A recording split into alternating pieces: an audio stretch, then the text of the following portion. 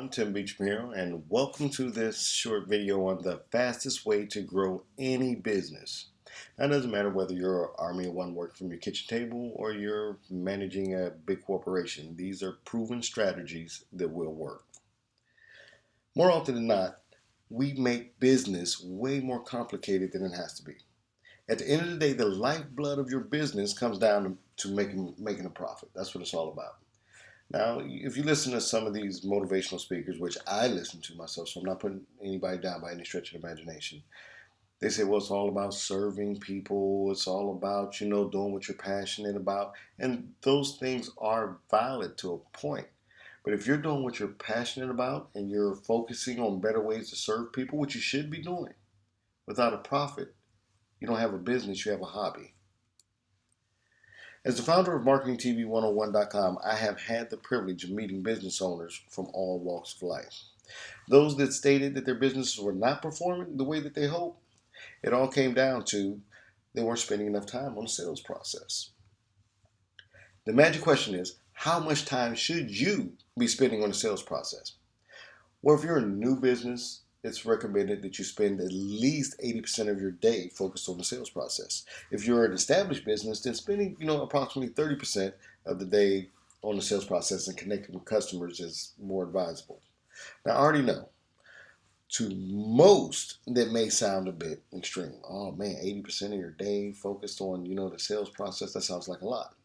But when you spend most of your time selling, you will be amazed at how many opportunities come your way. Just because you built it doesn't mean that the money's just going to start running in. And that was one of my mistakes early on. I remember my first product that I had any success with was called Diamonds for Dollars. It was geared towards real estate market. And I thought, oh man, I wrote this great book. I knew the strategies work. It were strategies that I had used when I used to make cold calls for different real estate agents.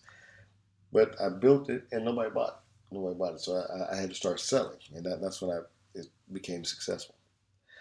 The only way to increase your sales is to get out there and connect with your prospects. Anything else is just tinkering at the peripherals of success.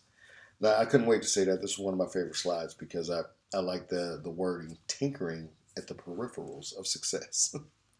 Okay, here's a simple little exercise for you that is guaranteed to work. Sit down and figure out exactly how much time you are spending each week directly selling or improving your sales process. Then set a goal to triple that starting next week.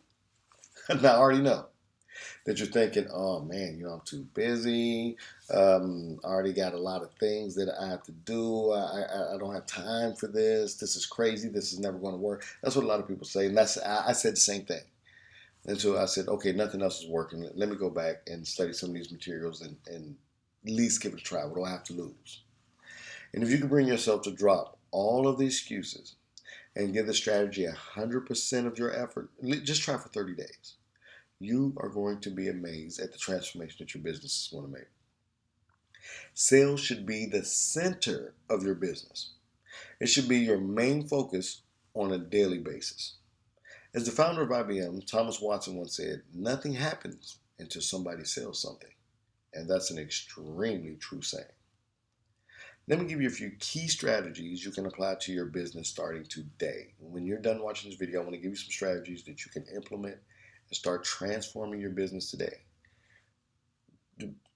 If you just follow the strategy I just gave you on focusing on sales, that'll change your business alone. But I'm going to go further. If you do not already have something to take notes with, please pause this video and go get something right now. Do not just say, oh, I'll do it later, I'll rewatch the video, or I'm going to remember it in my head, because you're not. And besides, there's something magical about when you actually write something down and visually take it in. That's a scientific fact. Okay, I hope you're taking notes, so let's dive in. I'm going to dive in with strategy number 1, people buy benefits. Now, this is something that, I wasn't going to put in because I thought, oh, well, that's common sense. Everybody knows that. And then I thought about when I first started out, I didn't think that. I thought because my product was so awesome and I poured my heart into it and it really worked, I thought that I could sell it, but I was using the wrong sales approach. It is important to remember that people do not buy products, they buy the results that products give them. You can start by identifying your ideal customer. Make a list of all the benefits that your customers will enjoy by using your products and or services. Do not, and I repeat, do not take this exercise lightly or say to yourself that, oh, you're going to do it later or you remember it in your head like I mentioned earlier. The more benefits that you can list, the better you'll be at developing your marketing materials and sales pages, etc., etc. Strategy number two. Now, this is one that a lot of people laugh at when I bring up because they don't take it serious. Create a customer avatar.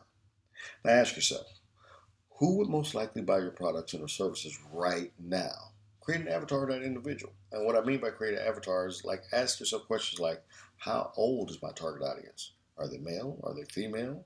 Do they have children? How much money do they make? Do they have an education? Now, just to prove a point to you, let's say that you or one of your loved ones or someone in your family needed life-saving surgery. Employee of the hospital came out and said, hey, look, we have two doctors available that can do it, but it's up to you to pick the doctor. They're both equally qualified. They both graduated from the same school. They both performed the surgery thousands of times. So let me introduce you to doctor number one. This is doctor number one. How do you think this guy talked when he came out? How do you think, well, I mean, was he giddy? Was he funny? Was he using big, complicated words? How about this doctor? How do you think he talked? Do you think that he was more friendly? Now, when I do this in front of a crowd, I use this example. Like I shorten some of my stuff that I do for workshops as far as growing your business. But hands down, everyone in the room always chooses Doctor Two. Now, I know that most people growing up, he was taught not to judge a book by a cover, but unfortunately, we live in a world that that's exactly what they do. So, create your avatar. Strategy number three, identify the problem clearly. What kind of problem does your customer have that you can solve? If you have identified your customer correctly, using the avatar and the strategies before this, these people will pay you to solve their problem. Now, sometimes the problems are obvious and clear. Let's say that you own a car lot and, a couple pulls up on a car lot, the car is sputtering, there's smoke coming out the back end. The problem is obvious. They need a new car. There's no doubt in your mind what they need. But the ones where the problem isn't so obvious and is unclear, like let's say that you owned, let's say like a wedding shop. You sold like wedding accessories, dresses, tuxedos, etc. Now, if a young lady came in, you don't know if she's the one getting married. Is she out scouting for a friend, or is this something that she's just thinking about doing? So you have to ask questions to qualify the customer. Like you might want to notice that she have a big rock on her handle. It looks like an engagement ring. You want to qualify your customer, or your prospect as much as possible. Now, sometimes the problem does not exist for the customer. I know a lot of time. I always get roped in once a month. We have, my siblings, brothers and sisters, stuff. We'll go to the mall and hang out. I don't know why I do this. I guess it's just a family thing, a tradition. All the time I go out to the mall with my sisters. They're going around. They're looking at. They can stay in one shoe store for hours. I don't know what they do. I think they try everything on in there. But usually I'll walk around the mall and I go in and out of the stores just to waste time. And those people, when they come up to me, you know how it is with salespeople come up to you. Excuse me, can I help you find anything? And what do you say? No, no, thank you. I'm just looking. See, my problem is not identifiable. I'm not really engaging in it. You know what I mean? So it's unclear. And if you cannot define the problem, the person will not buy anything. Now, strategy number four, develop your competitive advantage. This is the reason why your customer would buy your products or services over your competitors. Your focus should be on why your product or service is better. Now, to give you an example, a realistic example of that is that I had to take my Mercedes in for an A service. It has like A, B service, and I was taking it in for A service. The one I usually go to out of convenience because it's closer to the house um, said they couldn't get me in for like another 2 or 3 days, and this is the only day that I had free time in. So I called another dealership that's probably about 20 minutes out of my way, and it cost almost $100 more. And I was like, wow, I didn't want to go. Should I wait? But I didn't want to take the chance on, the light came on, said it's time to get service. So I'm just anal like that. I had to get the service. So I drove, 20 minutes out, and when I called them and set the appointment, first of all, they said, "Oh yeah, sure, we can bring you in. Just if we can't get you in today, we'll work out something. But either way, we'll take care of you. When you come in, pull around by the service bay." So when I came in, I pulled around by the service bay. A little guy, not a little guy, but a guy came out, like a valet type guy, came out, took my keys and all that kind of stuff, and said, "Miss So and so will show you inside." I'm like, "Wow, this is not the kind of service I get from the other dealership that I go to." And when I went inside of this waiting area, it was beautiful. It was beautiful. I couldn't believe it. Big screen TVs. They had like a little area where they had food for me and drinks. It was crazy. It was just nice. I should take some pictures next time I go. Um, After waiting about 30, 45 minutes or so, the lady came back out and said, "Sir, we're running behind. Do you want to wait, or would you like to just leave the car?" I'm like, "Well, if I leave the car, how am I going to get out of here?" "Oh, no, sir. We'll give you a loaner car while your car's here, and we'll just call you when your car's ready." Now, that did two things. One, they gave me a car, a higher class Mercedes than what I had, which, of course, made me want to buy that one. And the service was stupendous. Paying that extra money was well worth it. And now, to this day, I still drive out of my way to go to their business rather than the one I used to go to.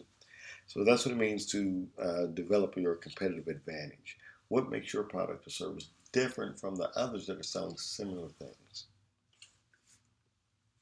Strategy number 5, leverage the power of social media. Social media is huge. And as an entrepreneur, you should be leveraging its power to promote your business. Think about the power of social media for a second. I just want to prove my point. When the World Trade Center incident happened, I didn't hear it on the news because very rarely I ever watch TV. I heard it on social media.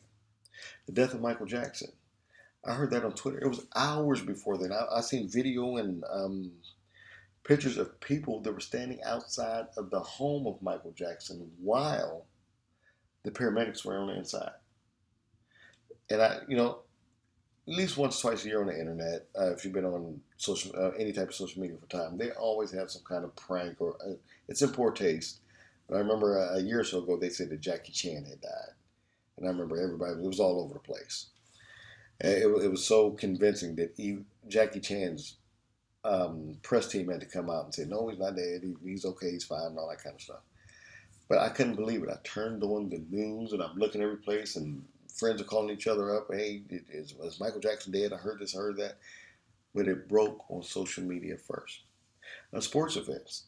I'm not really a big sports fanatic or anything, but most of the information, my son likes one team, so I pick a team and we like rival each other. And I always find out about the scores and everything from social media. Star Wars, that was another great thing. Yes, I am a Star Wars fan, a Star Trek fan, all like sci-fi. I love sci-fi and horror. That's my two favorite things. Um, I knew that the internet went crazy when they found out that Star Wars had been sold to Disney. They went crazy. I did not see that in any newspaper or magazine. I first saw it break on social media. And the talk about the movie broke on social media. With the movie, like I looked at whether the movie was good or not, or all that kind of stuff, which I know was going to be good. Some of the critic sites didn't. They were playing the movie like it was all right or it was okay, but the fans on social media and stuff, they blew the movie up. It was great, and what it made in the box office kind of proves what I'm saying. Now, business owners, um, they understand that they need a presence on social media, but they're doing it wrong. They're posting either they start off post they get like a Facebook page. Let me use something specific. They get a Facebook page. They start posting to it every day, but they're posting, "Hey, buy my stuff, buy my stuff. My stuff's awesome. 20% off my stuff." But there's no value for people to come to the page. You don't have to always post on your social media about your stuff. You can post other things on there related to your niche. Like, for example, I have a website, beachumglobal.com, and it sells stuff factory direct. And I might have dresses, shoes, or kids' toys and stuff. It's all kind of stuff on it. I post other interesting things. Like I post some things on parenting, which has a call to action, later on down the road about the new kids line that we have coming out. A rule of thumb is I call 10 to 1 is what I do. I'll post 10 things of value, and then I'll post a pitch or something leading into a pitch, whether it's an opt-in list, a giveaway, or something that I have on sale. But I post value, value, value, value, value, value, value, then I'll pitch. So that's something for you to think about. The bottom line is your customers are on social media. It will be advantageous to you to be on social media. Warning, disclaimer, however you want to word it, you're not on social media to make sales. Let me repeat that. You are not on social media to make sales. You are leveraging this power to network and meet other people and to maybe introduce people to your sales funnel. Strategy number 6, cold calling is crucial for most businesses. And this is the part where a lot of people say, I was kind of with this guy up to this point. I don't like to cold call. I have a fear of rejection, whatever your reason may be. Or some people say, well, who would I cold call? There's always somebody you can cold call to make a sale or to get them into your sales funnel. I've watched business owners let their business sink like the Titanic rather than pick up the phone and save it. I cannot get over how many people are afraid of making cold calls. The fear of rejection is extremely powerful, but it is something that can be overcome. And strategy number 7, I'm going to help you with that. Make 100 calls technique. Now, I learned a strategy from Brian Tracy. For those of you who have maybe not heard of him, he's an international sales trainer. He has helped grow some of the largest companies on earth. Period. There's no disputing the guy's track record is phenomenal. Here's what I want you to do. Compile a list of 100 prospects and reach out to them as fast as possible. I do not want you to worry about your sales results or only the people you contact. Before you know it, you will become fearless when it comes to making cold calls. This is a strategy that sounds crazy, but this is how I got over, my fear, and I started doing it. Strategy number 8, pick the right price. It is crucial to do market research on your competitors to determine the right price. If you have a high priced product, be prepared to over deliver quality to your customers. Price can be determined by perceived value of your product. If you can make your product seem superior to your competitors, you can charge a higher price. Now, use an example of the Mercedes dealership that I used earlier. I get a call from them while I have their loaner car and say, hey, Mr. Beachum, your car is ready. So I come back in, I drop off the loaner car. The valet guy comes and says, hey, please come with me. Let me show you to your car. I go out there, my driver's door is open. Not only did they service my car, they detailed it. When I say they detailed everything, now I've had my car detailed by other shops, but never as good as this detailing. They did the carpets, they did the door jambs, they cleaned the motor off. I mean, the car looked like it was brand new. I'm like, maybe I don't need to buy another one. I can keep this one a little longer. It was just great service, and I did not mind paying, extra for such great service. Strategy number 9, proper negotiation techniques. Skilled negotiators are usually concerned about finding a solution or an arrangement that is satisfactory to both parties. This is what you want to become, a negotiator. You just don't want to sell yourself. If your stuff's not solving a problem, I see a lot of people force it on people.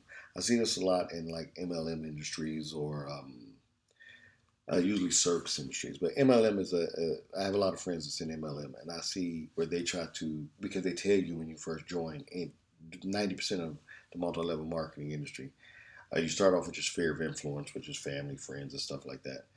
And these people are relentless when it comes to, oh, you need to do this. It's all about residual income, and it's not everybody's cup of tea. And I see them forcing it on people. So you want to learn as a negotiator, a master negotiator is what you're trying to become. Is you want to create a win-win situation where both parties are happy with the results of the negotiation. The best negotiators have these 3 qualities. They ask good questions to find out exactly what you need. You're qualifying a prospect. They are patient.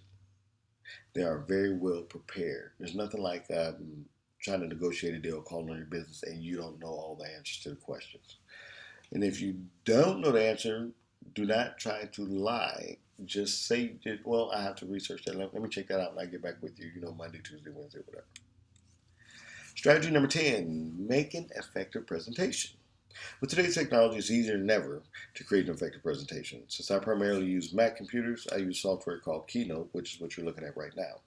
The presentation, I already said that, the presentation that you are watching. See, I don't know why I put these together because I know most of the stuff in my head and I tend to just go off on it. But if you're using Windows, you can use PowerPoint. Now, a presentation style video, there's times that since I work from home primarily, that I don't feel like throwing on a nice shirt or um, I just have on a t-shirt and maybe some shorts. Some stuff work from home the majority of the time. And this presentation is a nice way for you to be able to make a video or a product quick and get it out there. Like I make this the fastest way to grow any business. I sit around, I pull some of the facts from my other presentations and I put them together to make this to get more content out there, to add more value, to help people and to help build my name brand. That's why you see my picture in the front and you see my logo up in the left hand corner. It's helping me to build my name brand and it's adding value to those people that are either struggling in their business or they're thinking about starting a business. It's great information. It helped me, so I figured it would help me to help other people. Strategy number 11, focus on keeping your customer for life. Now, this is a problem I have with a lot of entrepreneurs and a lot of businesses. Once a customer has purchased your product, this should not be the end of the relationship with them. This is a mistake that I see business owners making over and over again. Focus on keeping a strong relationship with your customer. This will only create more trust and added value to your product and your service, and it'll help you build your name brand. Like for a while, I did marketing for a few hair restoration companies. All the way across the board, they will spend damn near any amount of money to get that customer in. But after they got the customer, they serviced the customer, that was it. That was it. I did not see them work on follow up selling products, maybe selling them some follow up set. Well, there was a few that kind of did it, but they didn't formally have a list. They would always have to go through a database and try to call this person. That's why every business on the face of the planet should be building an email list. Email marketing is your friend, Mr. or Mrs. Entrepreneur. Remember that. Strategy number 12, offer potential customers something really great for free. This kind of leads back into what I was talking about building your email list. No matter what business you are in, you can build an email list. My early days of marketing and creating my own products, I had a dog training business that I had a pretty nice size email list on. And I know this sounds crazy. Many people don't know this. I also had an ebook on teaching a parrot how to talk because we had a parrot and we went through the process of getting it to talk. And I thought, well, hell, if I want to know how to do it, maybe somebody else wants to know how to do it. And I did that through building a list. So your ideal customer is far more likely to buy from you if you give them a preview to try out. Shoot a short video of your product in action. Give them a free piece of really great content and get your customers excited for what's next. If you don't have time or you don't know how to go about creating something to give away or you're not sure what to give away, they have plenty of sites out there that sell PLR products. It stands for private label rights that you can buy.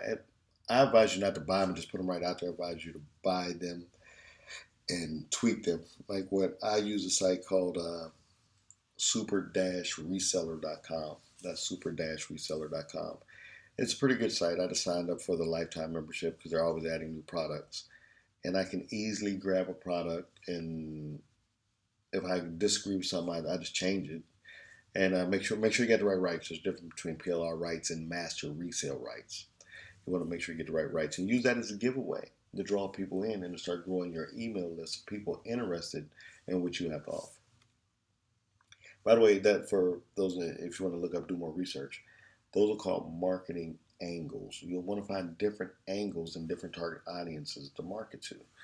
Like I see, there was a local business that had a pet grooming place, and they would always try to spend money on people that owned, pets, of course, because they, dogs primarily. But when I came in and I took over, I segmented their list. I started off, I said, well, what's the most popular dog that you groom? And they ran down the list, Pick and Eat. I keep saying Pikachu, that's Pokemon. You can tell that I don't have a dog. But anyway, I segmented their list and I started marketing to, like, let's say, and I live in Virginia, and Washington Redskins is a big football team in this area. A lot of people love them.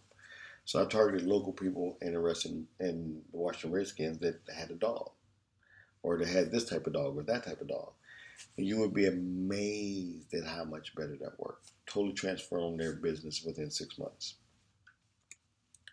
Strategy 13, give your customers the inside scoop. If you're going to have a sale on a product soon, tell your customer about it. They will be happy to hear about it, and it will build trust with them. They may even buy more because of it. Like, you'll see a lot of businesses that they'll pass out like little flyers or something like this. But imagine again if you had an email list and you're able to reach out to your customer anytime that you wanted to. Say, hey, this is this for our customers only. We have 25% off of XYZ widget if you come in today or if you visit our site today. Now, how often have you went in a store to buy one thing and come out with a whole cart of stuff? That's the principle behind that. You run your specials and your discounts and your contests and stuff like that to draw people in hopes for that one, build your email list, and two, to get them to buy products to you forever. Okay, strategy 14, your sales message should be clear. Pick out one or two benefits of your product and state those clearly in the sales headline. Make it clear to your customer exactly what your product is going to do for them. Be specific. If your product has multiple benefits, create sales messages for different customers that they can relate to. That's pretty much goes along with the example I just gave you about the pet groomers. It's called segmentation. I would say, or split testing, it's also called that. I would segment my list and split test using different headlines. I remember I had a website.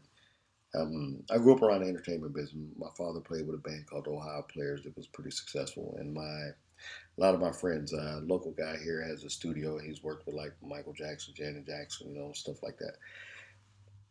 And so I took their information pretty much and I formed a website called Music Biz Coach, is what it used to be called.